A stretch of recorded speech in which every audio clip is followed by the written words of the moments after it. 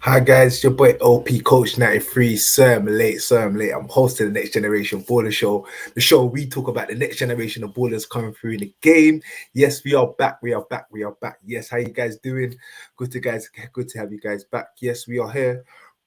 Big show today. We're gonna talk about some transfers and we're gonna talk about mid-season. Give a mid-season review. We're gonna talk about all the stuff we talk about at the start of the season. I'm just gonna dive in halfway through the season. We're just gonna dive into also some transfers and that as well. So let us know what you think. Don't forget to like, comment, share, subscribe. Also forgot last show, really also sorry, big sponsor, Self-Made Savage. Don't forget, we are sponsored by Self-Made Savage. Yes, we can get your 20% discount with your code NEXTGEN. So don't forget, guys, like, comment, share, subscribe, all of that good stuff. Hit up. You can see Self-Made Savage. Put in your NEXTGEN, you get your 20% plus. So if they already got a discount on the site, all you have to do is just put in NEXTGEN and you get plus 20%. So that means if they got 60, you get 80. I doubt if they get 80, then I get you on. Oh, it just hit. You want to get you on. Hit us up on the. We'll start bringing. I know a lot of fans been hitting me up about getting on the show. What I'll do is if you just hit me up on the socials below. Just hit me up on the socials below. I'll send you guys a link. As long as you guys are looking presentable and whatnot, you can get involved in the topic. So halfway through the show, after 9:30, you guys halfway through, just give me a link, shout us out on the socials below. I'll send you guys a link. Get yourself involved. So yeah, do that. I know a lot of you guys want to get in. So yeah, if you want to get in, make sure just hit me up on the socials and I get you guys in. So yeah, we'll dive into the show. So we're gonna start off. We'll start off with some transfers, man. It's going off.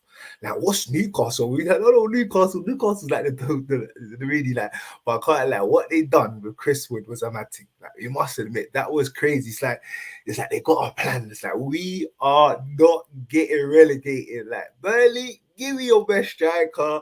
Come here, getting close. It's crazy, but the trick behind that, the crazy thing behind that, him and Trippier got the same agent, so you can see that they slightly had a little bit of thing going on there. So that one there is a bit, that one there was a bit mad. But there's a lot of transfers going on. We'll quickly dive into the transfers, and then, like I said, we'll hit you guys up, and then we go into talking about the mid-season review. And what we're gonna do different with the mid-season review, because like it's the next generation baller show, we're gonna stick to the young G's in it. So we're gonna focus to see what young G's have really been doing their thing throughout the start of the season and who's gonna kick on towards the start of the next season. Because there's a lot of young ballers that we had a lot of hype at the start of the season, but they haven't really pushed on and kick on. But we'll get there.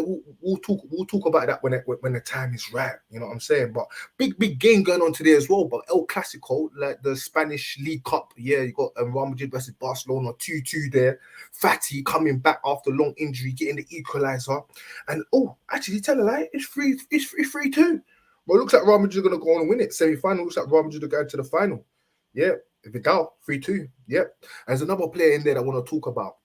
I think he's been ripping it up this season, but we'll talk about him a lot. We'll talk about him a lot throughout the show, but we'll dive into some transfers, what's been going on. I'll give you guys the latest of what's been going on and let you guys know. Don't forget, like, comment, share, subscribe, all that good stuff. Don't forget as well, guys, we've got the blindfold kick-out challenge coming to you guys soon, so look out for that.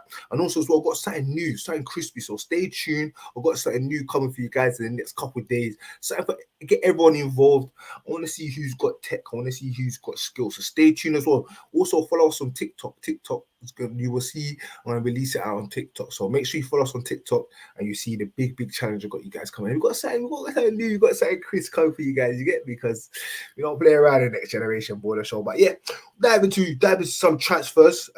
Burnley are looking like they're ready to spend their 20 mil that they got for Chris Wood already. Looking to get a midfielder in for Fana. Newcastle looking to get Diego Costa, defender. They really need to get that defender in. Amad Diallo looking like he might go either Newcastle or Borussia Dortmund. What do you think about that? For you personally, I think he should go Borussia Dortmund. Very good at club at developing players. Chris Wood deal still not over the line yet, but we know that'll be over the line in the next couple of days. West Ham looking to get Gabriel Basuma, a striker, they ain't really scoring goals, so looking to maybe fill someone to take the heat off Antonio. A few other transfers going in here. Luca Dino, we know he's rumored to be going to Aston Villa. That one there soon over crossing the line. But let us know what transfers you feel Lingard, rumours that Lingard might be going to Tottenham. Let us know what you think about Lingard going to Tottenham. I know there was rumours that he might be going to West Ham and that as well. Do you think it's time for Lingard to move on, or do you think he's keeping up space at Manchester United? Because we all know the palaver that's going on there. But let us know what you think about Lingard. Where do you think Lingard should go? As well as Arsenal in for a few deals. There's Arsenal also interested in the young Florentina striker, Vlasic. I hope I got that right. Very good, talented young striker. Very, very good start to the season. And a player that a lot of teams in Europe are touted to buy. And looks like rumours are going around that Arsenal may be trying to go in for a big message, a big summer signing this season. So we'll see. We'll see what Arsenal are going to pull out the bag, because apparently they got money in the bag. So we'll see what they got on there. So that's a bit of the transfer news that we got there. If there's any players that you want to know, or any players that you feel that's going to be moving on, hit us up on the Next Generation Baller Show and let us know what players you feel is going to be doing a mad thing or going to a mad club. So that's really interesting there. One, before we move on to the topic of the day, is the review show. I want to talk a bit about the African Cup of Nations. Who's been watching the African Cup of Nations? I watched a few games. Throughout the application. One of the latest games that I watched was the Nigeria versus Egypt game. But what I'm seeing is a lot of inconsistencies in the performances. And one thing I noticed, because I know there was a lot of talk before the African Cup of Nations, people talking about the respect, people are talking about should it be played at this time of the year. And one crazy stat that I thought is, why is it played at this time of year? Isn't it true that in Africa, it's winter here, but it's actually summer there? So they're actually playing in a climate which is, Qatar was moved to in the midweek, in mid-season, because of the weather restrictions. But now you're seeing the African players playing in the hottest time of the year in their climate. And for me, obviously, the impact of the season, how football's gone on, and obviously the impact of COVID and the players playing a lot of games, it's really interesting seeing the performances that's impacting. Some making me think that some of the players really want to be there. Are they giving 100% in case they get injured?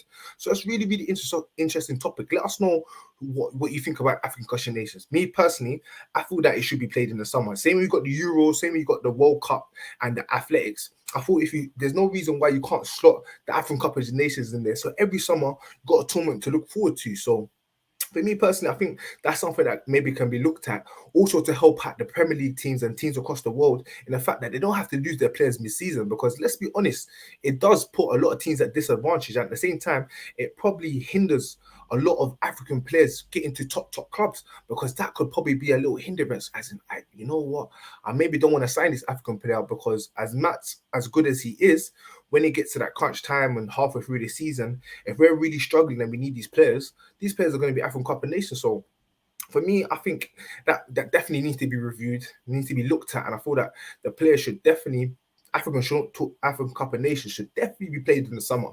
For me personally, but let us know what you think about that. Let us know who you think is going to win. I didn't even give my predictions about African Cup of Nations. Based on what I've seen, I think we could get a shock this year. We've seen some surprises with Sierra Leone getting a 0-0 victory against Algeria. No one predicted that. And also, I think the Nigeria result was probably an interesting result, considering the fact I didn't think a lot of people were tipping Nigeria to go on and do well in the tournament. And I think Egypt were tipped to be one of the favourites. But I think this year in the African Cup of Nations, we're going to see a bit of a shock. And there's probably 5-6 teams after the first weekend that probably believe that, you know what, we can go and win it. And maybe it's just the first week jet lag, players just getting in and all the COVID stuff and how things are different. So maybe hopefully the quality does pick up, because there are some stars out there, some really, really terrific players out there, Premier League stars, Champions League stars. So let's hope that the players can go out there and actually perform and give us a guys a spectacle, because it is on Sky Sports for the very first time. So I know they're getting a lot of attention and a lot of plaudits is going to the African Cup, considering everyone's saying that no one's showing it respect. Well, Sky Sports is definitely showing it respect, considering the fact that they are playing it on Sky Sports. So let us know what you think about that. Let us know what you think. Should the African Cup of Nations be played? Should it stay the same?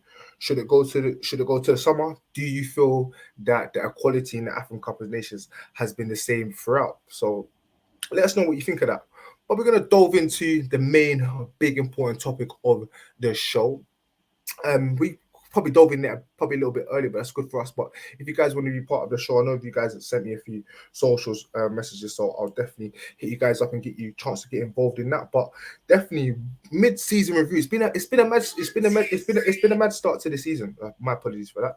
It's been a mad start to the season, and we're midway through, and there are a lot of what people thought in regards to who's going to win the title. We always knew that Manchester City was going to have the performance that they was going to have, but in regards to Man City and Liverpool, even Manchester United, they haven't probably been giving us the performances that we expected in regards to them then giving us the Premier League performance that we thought that we was going to get. So it's really interesting seeing the start of the season, even in regards to the Champions League as well. You see in the Champions League that there is a lot of teams that are out here and are not really pushing on, like you say, PSG in regards to Mbappe, Messi. Maybe everyone thought that they was going to go on and do a mad thing this season with Pochettino going in there, but there's been a lot of struggles.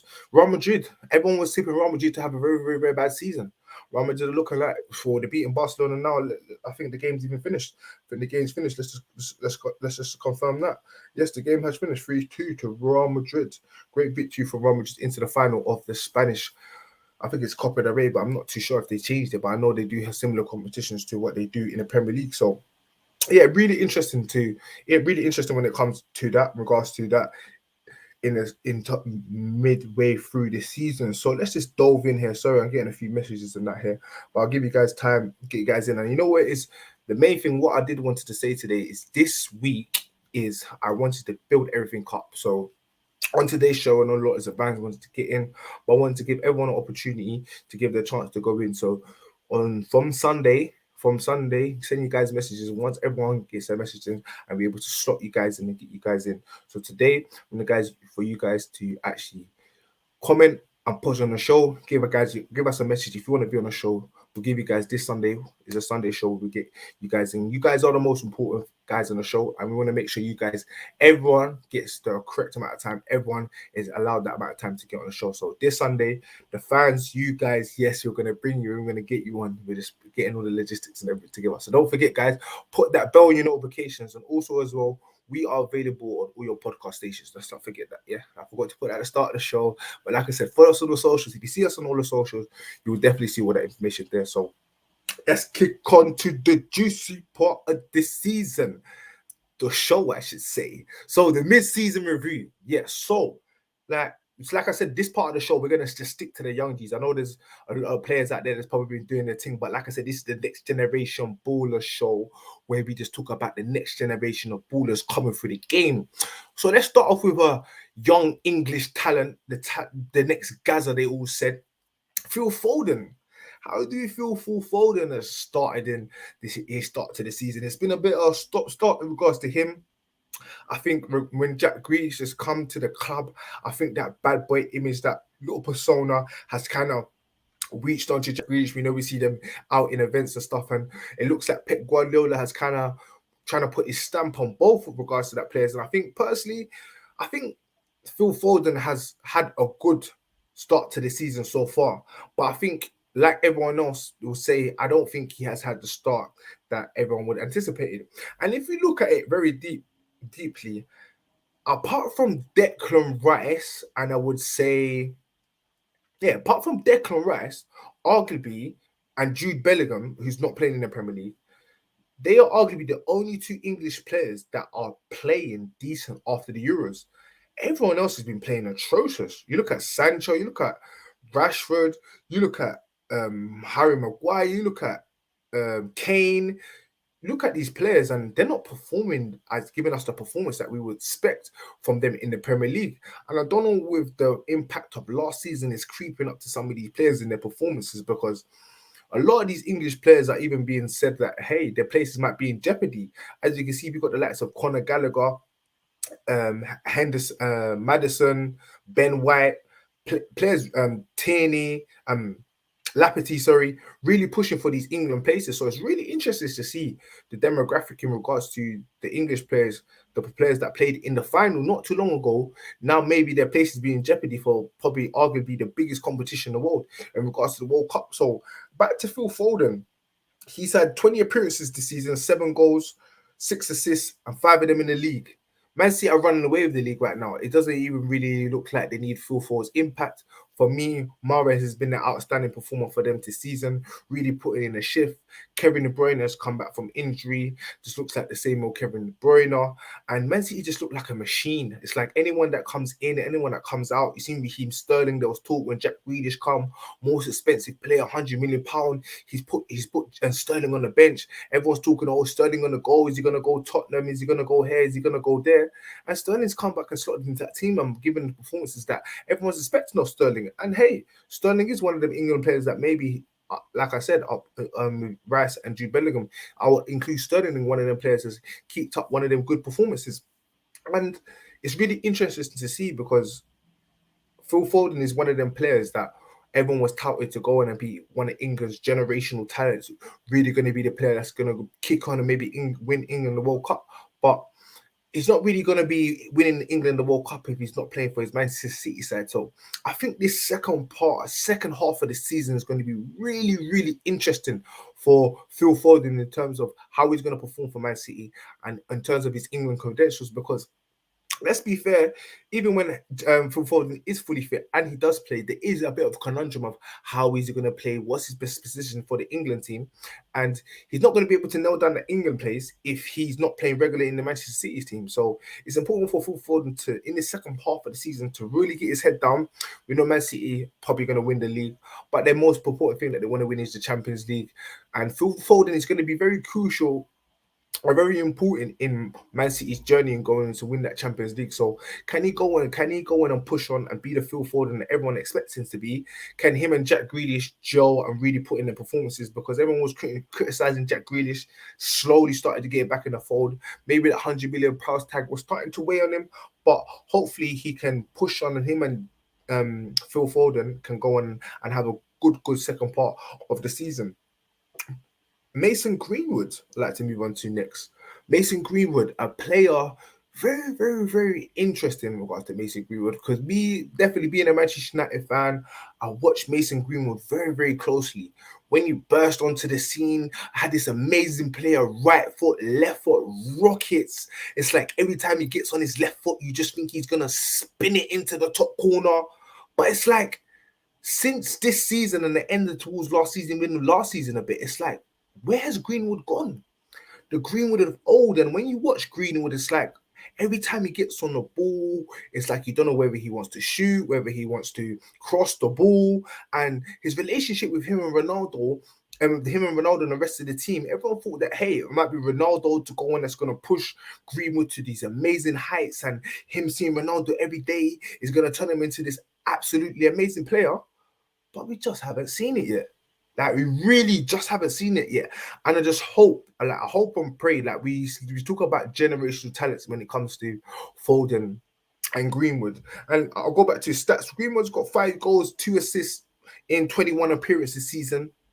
As a striker, playing off the left, he's still young. Let's not forget he's coming into his 20s, and we always say strikers don't peak until they're 26, 27. So, is it fair to be criticizing Greenwood at this such early stage of his career?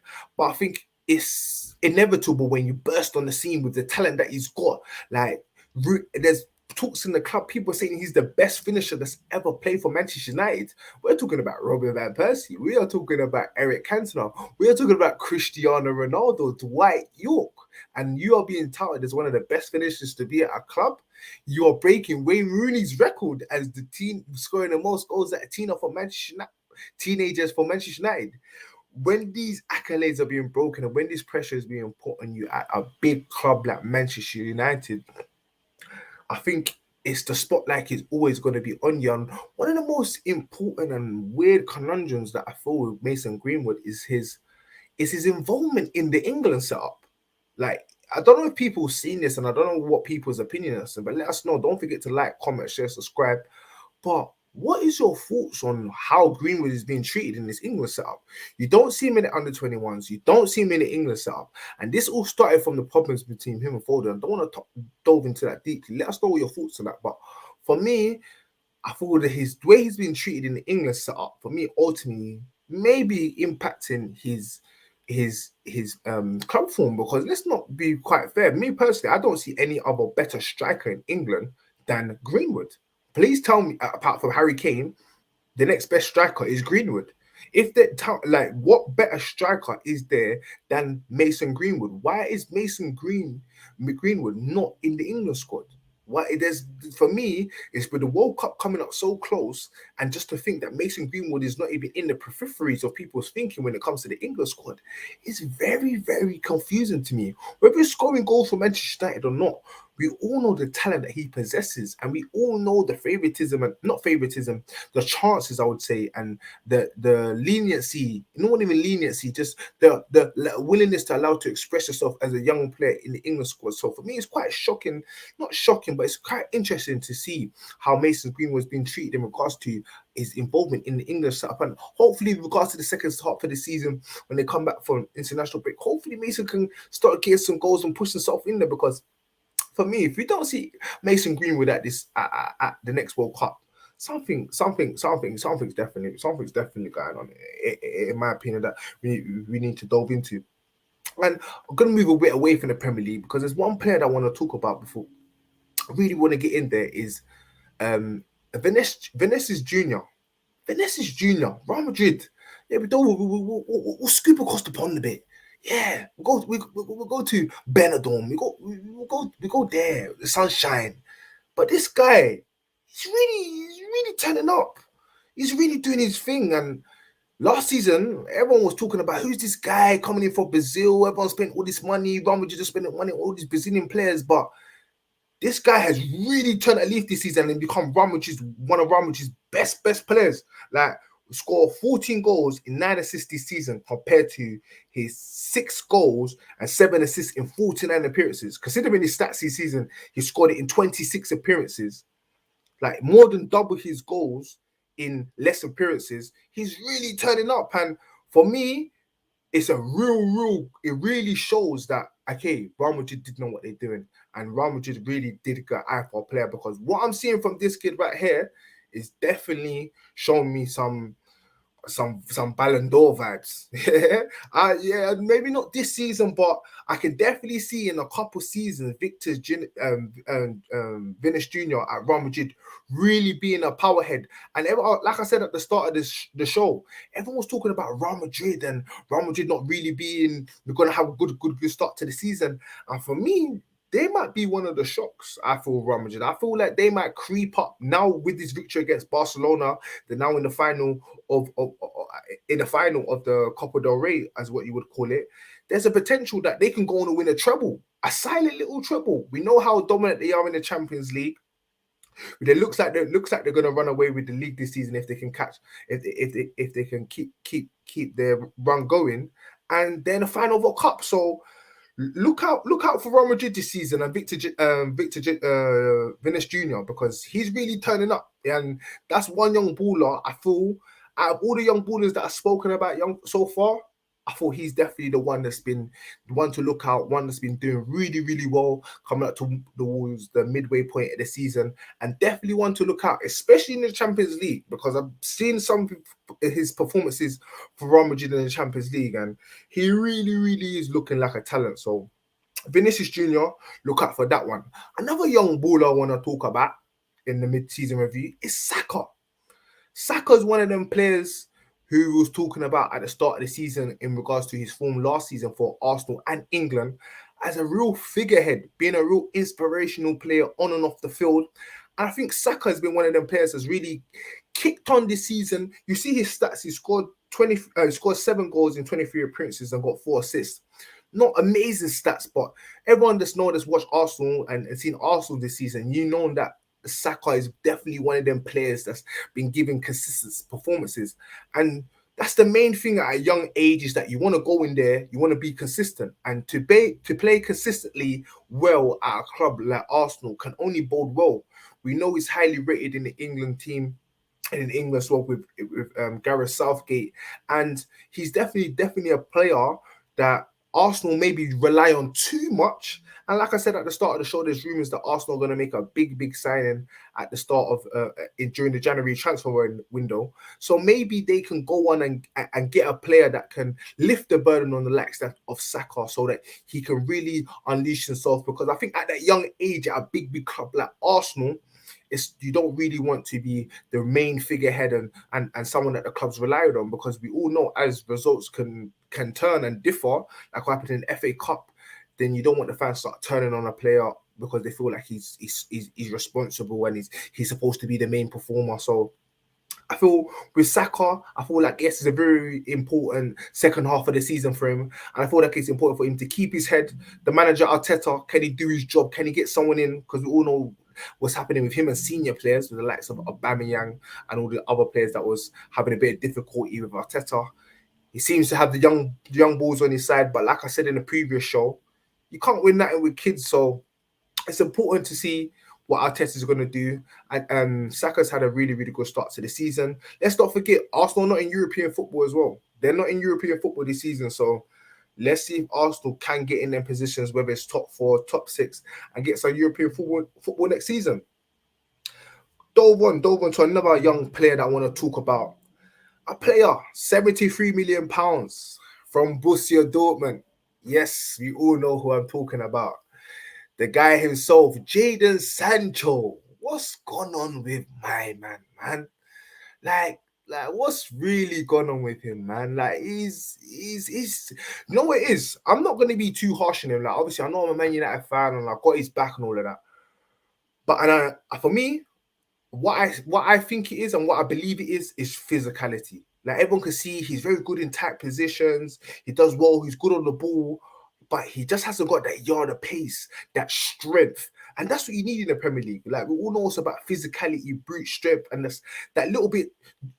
The number one player I'll say, and I'll talk about that, especially in attacking positions, is Mikko Antonio. So there's a player there at West Ham who originally was a right back. Yeah, he was a right back. He started off his career as a right back, but somehow he has managed to become a Premier League striker. Yeah, not just any old striker, a Premier League striker. And why is that? Because he is a beast.